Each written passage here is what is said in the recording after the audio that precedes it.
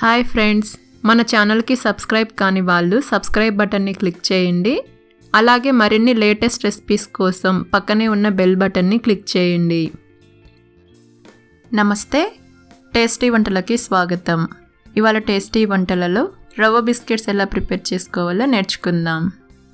సరే, మరి దీనికి కావాల్సిన పదార్థాలు ఏంటో చూసేద్దామా. 1 కప్ బొంబాయి రవ్వ, దీనినే సుజీ అని కూడా అంటారు. 1 కప్ పంచదార,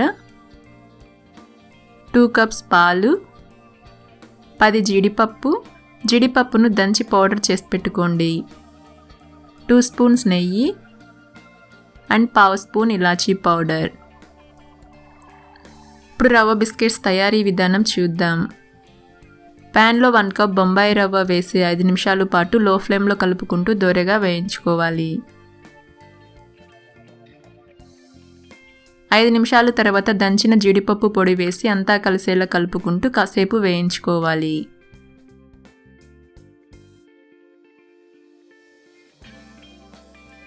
తర్వాత కాచి చల్లార్చిన పాలు వేసి ఉండలు కట్టకుండా అంతా కలిసేలా కలుపుకోవాలి. మీరు ఏ కప్పుతో అయితే రవ్వ తీసుకుంటారో ఆ కప్పుతో 1 కప్ రవ్వకి 2 కప్స్ పాలు వేసుకోండి. పాలను రవ్వ పీల్చుకుని దగ్గర పడే వరకు లో ఫ్లేమ్లో కంటిన్యూస్గా కలుపుకుంటూ ఉడికించుకోవాలి. రవ్వ పాలను త్వరగా పీల్చుకుంటుంది, ఎక్కువ టైం ఏం పట్టదు.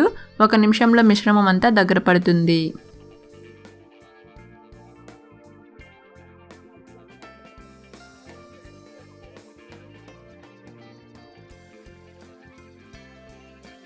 చూడండి, ఈ విధంగా మిశ్రమం దగ్గర పడే వరకు ఉంచి స్టవ్ ఆఫ్ చేసి మిశ్రమాన్ని గోరువెచ్చగా చల్లారపెట్టుకోవాలి. మిశ్రమం చల్లారేలోపు మనం షుగర్ సిరప్ రెడీ చేసుకుందాం. దానికోసం ప్యాన్లో 1 కప్ పంచదార, 1 కప్ వాటర్ వేసుకోవాలి. 1 కప్ రవ్వకి 1 కప్ పంచదార, 1 కప్ వాటర్ వేసి హై ఫ్లేమ్లో కలుపుకుంటూ పంచదారను కరిగించుకోవాలి. పంచదార కరిగి బబుల్స్ వస్తున్నప్పుడు మంటను మీడియం ఫ్లేమ్లో ఉంచి షుగర్ సిరప్ చేసుకోవాలి. దీనికి పాకమేం అవసరం లేదండి, షుగర్ సిరప్ చేతికి బంకగా అంటుకుంటూ ఉంటే సరిపోతుంది. చూడండి, షుగర్ సిరప్ చేతికి అంటుకుంటూ ఉంది. ఇప్పుడు అందులో ఇలాచీ పౌడర్ వేసి అంతా కలిసేలా కలుపుకొని స్టవ్ ఆఫ్ చేసి పక్కన పెట్టుకోండి. రవ్వ మిశ్రమం గోరువెచ్చగా చల్లారిన తర్వాత అందులో 1 స్పూన్ నెయ్యి వేసి అంతా కలిసేలా కలుపుకుంటూ చపాతీ పిండిలాగా కలుపుకోవాలి. ఇందులో వాటర్ వేయకుండానే పిండి ముద్దగా వస్తుంది, ఎందుకంటే పాలు వేసాము కదా. సో గోరువెచ్చగా ఉన్నప్పుడు కలుపుకున్నామంటే ఉండ వస్తుంది. నెయ్యి వేయడం వలన మిశ్రమం చేతికి అంటుకోకుండా ఉంటుంది. చూడండి, ఈ విధంగా ఉండలాగా చేసుకుంటూ సాఫ్ట్గా కలుపుకోవాలి. తర్వాత చపాతీ కర్రతో కొంచెం మందంగా రుద్దుకోండి. ఈ విధంగా రుద్దుకున్నాక రౌండ్గా ఉండే మూత లాంటిది ఏదైనా తీసుకొని వీడియోలో చూపిస్తున్న విధంగా రౌండ్ షేప్లో కట్ చేసుకోవాలి.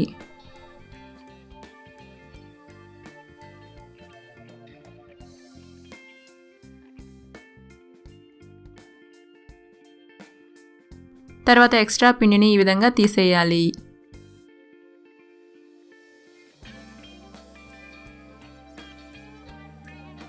చూడండి, ఈ విధంగా కొంచెం మందంగా చేసి పెట్టుకోండి.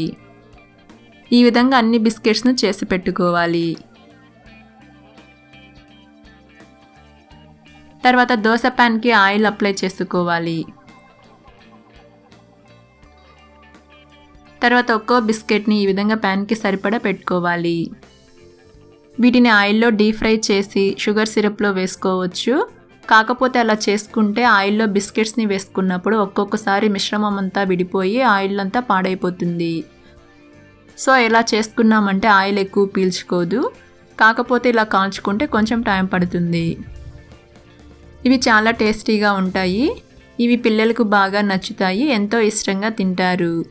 ఇవి ఒక సైడ్ ఫ్రై అయ్యాక ఇంకో సైడ్కి తిప్పుకొని గోల్డెన్ బ్రౌన్ కలర్ వచ్చే వరకు వేయించుకోవాలి.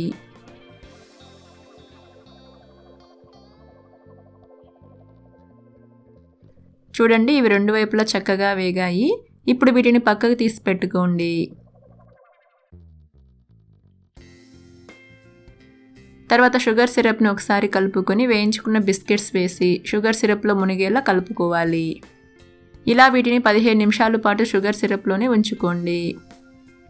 వీటిని ఆయిల్లో డీప్ ఫ్రై చేయకుండా దోశ ప్యాన్ పైన వేయించుకున్నాం కాబట్టి షుగర్ సిరప్ పీల్చుకోవడానికి టైం పడుతుంది.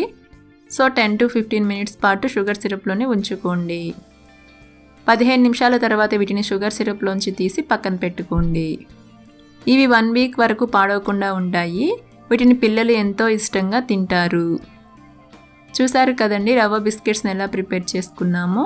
మీరు కూడా ఈ రెసిపీని ఒకసారి ట్రై చేసి మీ వాల్యుబుల్ ఫీడ్బ్యాక్ని కింద కమెంట్ బాక్స్లో కమెంట్ చేయండి. Thank you.